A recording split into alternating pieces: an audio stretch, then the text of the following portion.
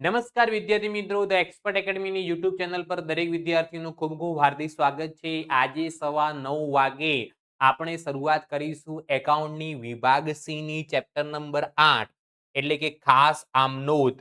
જે વ્યવહારો ક્યાંય પેટા નોંધમાં ન નોંધાય એ ક્યાં નોંધવામાં આવે? ખાસ આમનોંધમાં નોંધવામાં આવે. જે પણ વિદ્યાર્થી મિત્રોએ હજુ સુધી the expert academy YouTube channel subscribe ન કરી હોય તો સબસ્ક્રાઇબ કરી દો, લાઈક કરી દો અને તમારા મિત્રો સુધી શેર કરી દો. કારણ કે આ યુટ્યુબ ચેનલ તમને 11મા ધોરણમાં તો જરૂર પડશે, સાથે સાથે 12મા ધોરણમાં પણ ઉપયોગી છે. એટલા માટે જે પણ વિદ્યાર્થી મિત્રો છે એ દરેક વિદ્યાર્થી મિત્રો યુટ્યુબ ચેનલને ફટાફટ સબસ્ક્રાઇબ કરી દો. ચલો હવે આપણે આગળ વધીએ.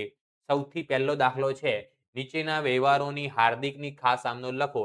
ધંધો શરૂ કરવા 1 લાખનું ફર્નિચર, 80,000નો માલ સ્ટોક ધંધામાં લાવ્યા.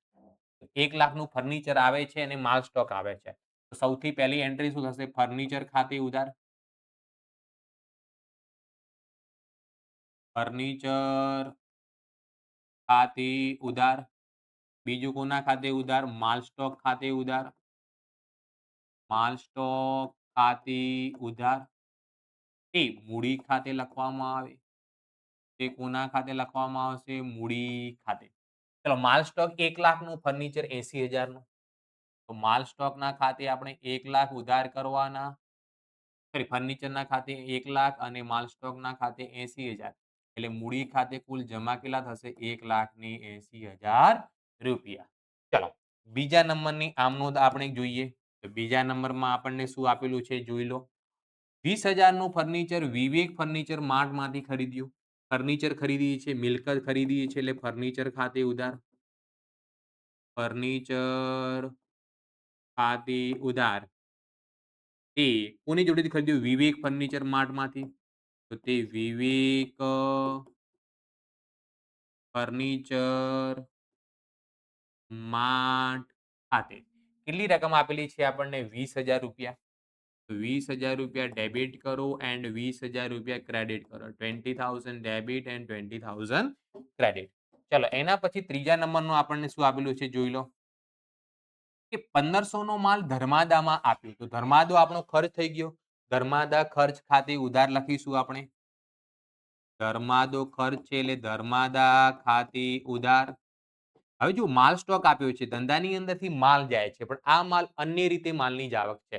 જ્યારે અન્ય રીતે માલની જાવક હોય એ અન્ય રીતે માલની જાવક હંમેશા પડતર કિંમતે થતી હોય છે. એટલે વેચાણ ખાતે જમા નહીં કરવાનું, અહીંયાથી ખરીદ ખાતે જમા કરવામાં આવે.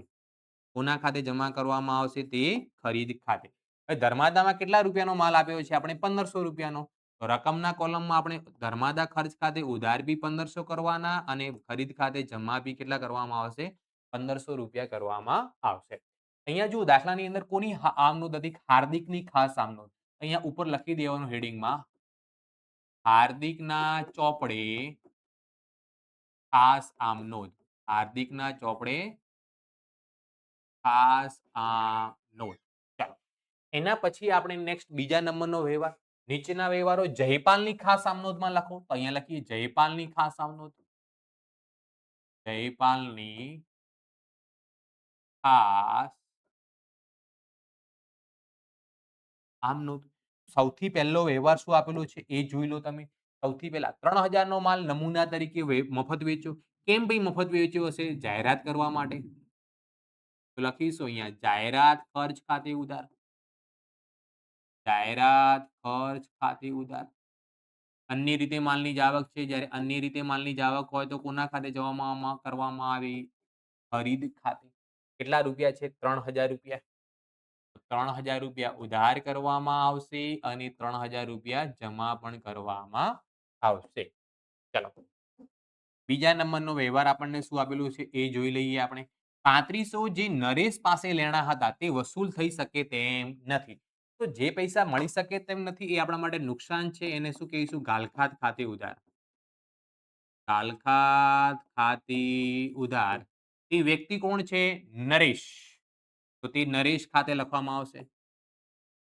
તે નરેશ ખાતે. કેટલા રૂપિયા? તો કે 3500 રૂપિયા. 3500 રૂપિયા ઉધાર કરો અને 3500 રૂપિયા જમા કરવામાં આવે. એના પછી ત્રીજા નંબરનો વ્યવહાર આપણને શું આપેલો છે જુઓ ત્રીજા નંબરમાં કે આકાશને ચૂકવવાના 5000 ધરતીએ કબૂલ્યા. આપણે આકાશને ચૂકવવાના હતા અને હવે શું કહે છે ધરતી કહે છે હું ચૂકવી દઈશ. એટલે આપણે જ્યારે આકાશને ચૂકવવાના હોય ત્યારે આપણે શું કરત આકાશ ખાતે ઉધાર કરવામાં આવે. તો અહીંયા આકાશ ખાતે ઉધાર આકાશ ખાતે ઉધાર આકાશને ચૂકવવાના 5000 ધરતીએ કબૂલ્યા. તો આકાશ ખાતે ઉધાર તે કોના ખાતે આ પૈસા હવે કોણ ચૂકવી દેશે ધરતી.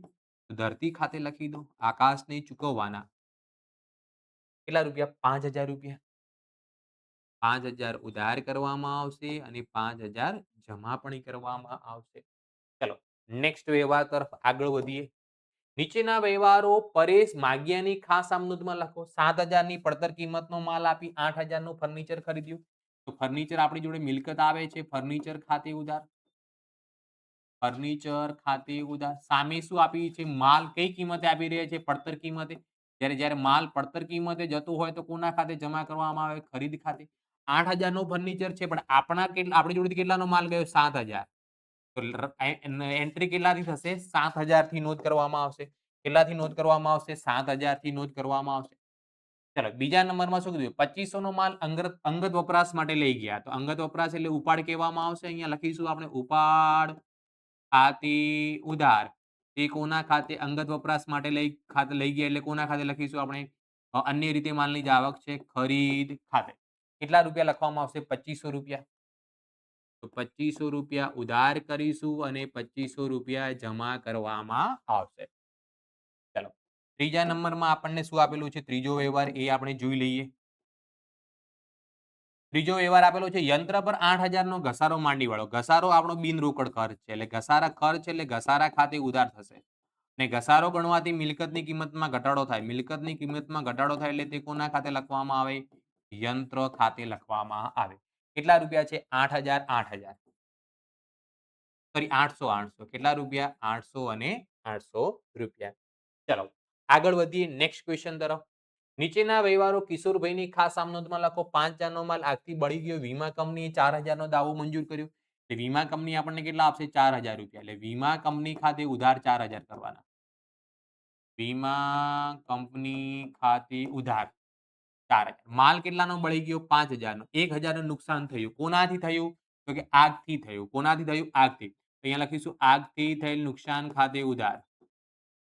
આગથી થયેલ નુકસાન ખાતે ઉધાર કેટલા રૂપિયા 1000 તે અન્ય રીતે માલની જાવક છે એટલે આપણે ખરીદ ખાતે લખવામાં આવશે. અન્ય રીતે માલની જાવક છે એટલે કોના ખાતે લખીશું ખરીદ ખાતે. કેટલા રૂપિયા લખવામાં આવશે 5000 રૂપિયા. ચાલો બીજા નંબરની આમનોંધ. બીજા નંબરમાં શું છે માર્ચ મહિનાનો પગાર 17800 ચૂકવવાનો બાકી છે. પગાર આપણો ખર્ચ છે એટલે પગાર ખાતે ઉધાર. આ પગાર હજુ આપણે ચૂકવ્યો નથી ચૂકવવાનો બાકી છે તો તે ચૂકવવાના બાકી પગાર ખાતે ચૂકવવાના બાકી પગાર ખાતે કેટલા રૂપિયા લખવામાં આવશે 17800 રૂપિયા. 17,800 17800 ઉધાર અને 17800 જમા કરવામાં આવશે. ચલો ત્રીજા નંબરની શું આમનોંધ છે મનોજને 300 વ્યાજના ચૂકવવાના થયા પણ હજુ ચૂકવ્યા નથી. મનોજને 300 રૂપિયા વ્યાજના ચૂકવવાના થયા હજી ચૂકવ્યા નથી. વ્યાજ ખાતે ઉધાર એ ચૂકવવાના બાકી વ્યાજ ખાતે ચૂકવવાના બાકી વ્યાજ ખાતે કેટલા રૂપિયા ચૂકવવાના થયા આપણે 300 રૂપિયા ઉધાર અને 300 રૂપિયા જમા કરવામાં આવશે. ચાલો ક્લિયર. નેક્સ્ટ દાખલા તરફ. નીચેના વ્યવહારો પ્રવીણભાઈની ખાસ આમનોંધમાં લખો 5000 નો માલ અનાથ આશ્રમમાં આપ્યા. અનાથ આશ્રમમાં આપેલું ધર્માદો કહેવાય એટલે ધર્માદા ખર્ચ ખાતે ઉધાર લખીશું આપણે. ધર્માદા ખર્ચ ખાતે ઉધાર. માલ આપ્યો છે અન્ય રીતે માલની જાવક હોય તો કોના ખાતે લખીશું આપણે ખરીદ ખાતે. કેટલી રકમ લખવામાં આવશે 5000 રૂપિયા ઉધાર અને 5000 રૂપિયા જમા. ચાલો એના પછી બીજા નંબરનો વ્યવહાર આપણને શું આપેલો છે જોઈ લો ખાસ આમનોંધની અંદર. 45000 નું લેણું ધંધામાં લાવ્યા. લેણું એટલે દેવાદારો કહી શકાય. તો અહીંયા લખીશું દેવાદારો ખાતે ઉધાર દેવાદારો ખાતે ઉધાર. દેવાદારોની જગ્યાએ તમે ખાલી કૌંસમાં લેણું પણ લખી શકો છો. હે ને? લેણું ખાતે ઉધાર એ ઘરેથી ધંધામાં લાવ્યા એટલે તે મૂડી ખાતે લખવામાં આવે. તે કોના ખાતે લખવામાં આવે? મૂડી ખાતે. કેટલા રૂપિયા? 45,000. 45,000 રૂપિયા ડેબિટ કરો અને 45,000 રૂપિયા ક્રેડિટ કરવામાં આવશે. ચાલો એના પછી ત્રીજા નંબરનો વ્યવહાર. ત્રીજા નંબરમાં શું કીધું છે? નયનને ચૂકવેલ 9,000 નયના ખાતે ઉધાર કરેલા છે. આપણે ચૂકવેલ કોને છે? નયનને. નયનને ચૂકવેલ છે તો આપણે નયન ખાતે ઉધાર કરવા પડે. ભૂલથી આપણે નયના ખાતે ઉધાર કરી દીધા છે. તો નયના ખાતે જમા કરી દેવાના અને નયન ખાતે ઉધાર કરી દેવાના. નયન ખાતે ઉધાર તે નયના ખાતે. તે કોના ખાતે લખીશું આપણે? નયના ખાતે. કેટલી રકમ છે જોઈ લો. 9,000 9,000. 9,000 રૂપિયા ઉધાર અને 9,000 રૂપિયા જમા કરવામાં આવશે. ચાલો એના પછી નેક્સ્ટ 16,000 નું ફર્નિચર મધુકરની 12,000 માં વેચ્યું. મધુકરે હજુ સુધી પૈસા આપ્યા નથી. મધુકર જોડેથી પૈસા લેવાના બાકી છે. તો સૌથી પહેલી એન્ટ્રી અહીંયા લખીશું. મધુકર જોડેથી પૈસા લેવાના છે એટલે મધુકર ખાતે ઉધાર. મધુકર ખાતે ઉધાર. ચાલો કેટલા રૂપિયામાં વેચ્યું? 12,000 માં. મધુકર ખાતે ઉધાર કેટલા કરીશું? 12,000. હવે હતું આપણું ફર્નિચર કેટલાનું? 16,000 નું. 12,000 માં વેચ્યું. 4,000 નો ધંધાને નુકસાન થઈ રહ્યો છે. ફર્નિચર વેચાણના નુકસાન ખાતે ઉધાર. ફર્નિચર વેચાણના નુકસાન ખાતે ઉધાર. એ શું વેચી રહ્યા છે આપણે? ફર્નિચર. ફર્નિચર આપણી જોડેથી જાય છે. મિલકત જાય તો જમા કરો તે ફર્નિચર ખાતે. કેટલા રૂપિયા લખીશું? 12 ને 4 16,000 રૂપિયા. કેટલા રૂપિયા? 12 ને 4 16,000 રૂપિયા લખવામાં આવશે. બીજા નંબરની આમ નોંધ. રીના પાસેથી મળેલ 2100 ની નોંધ રીમા ખાતે કરેલ છે. આપણને દાખલામાં રીના પાસેથી પૈસા મળ્યા છે તો રીના ખાતે જમા કરવાના હતા. ભૂલથી આપણે રીમા ખાતે જમા કરી દીધા છે. તો હવે રીમા ખાતે ઉધાર કરી દો પાછા. રીમા ખાતે ઉધાર કરી અને તે કોના ખાતે લખવામાં આવશે? રીના ખાતે લખવામાં આવશે. કેટલી રકમ છે? 2100 રૂપિયા. 2100 2100 રૂપિયા ઉધાર અને 2100 રૂપિયા જમા કરવામાં આવશે. ચલો ત્રીજા નંબરનો વ્યવહાર આપણને શું આપેલું છે જુઓ. ફર્નિચર પર 5400 રૂપિયા ઘસારો માંડી વાળો. ઘસારો એ ધંધા માટે ખર્ચ કહેવાય. ઘસારા ખાતે ઉધાર થશે. ઘસારા ખાતે ઉધાર તે ફર્નિચર ખાતે રકમ આપણને કેટલી આપેલી છે? 5400 રૂપિયા. તો આપણે અહીંયા 5400 રૂપિયા ઉધાર કરીશું અને 5400 રૂપિયા જમા કરવામાં આવશે. ચલો દરેક વિદ્યાર્થીને કમ્પ્લીટ ખબર પડી ગઈ. યસ કે નો ફટાફટ કોમેન્ટ કરીને જણાવો. અને જે પણ વિદ્યાર્થી મિત્રોએ હજુ સુધી the expert academy YouTube channel subscribe ન કરી હોય તો સબસ્ક્રાઇબ કરી દો, લાઈક કરી દો અને તમારા મિત્રો સુધી શેર પણ કરી દો. મળીશું ફરીથી આપણે આવતીકાલે સાંજે સવા 9 વાગે. ત્યાં સુધી પ્રેક્ટિસ કરો, તનતોડ મહેનત કરો. Thank you so much. Tata bye bye see you.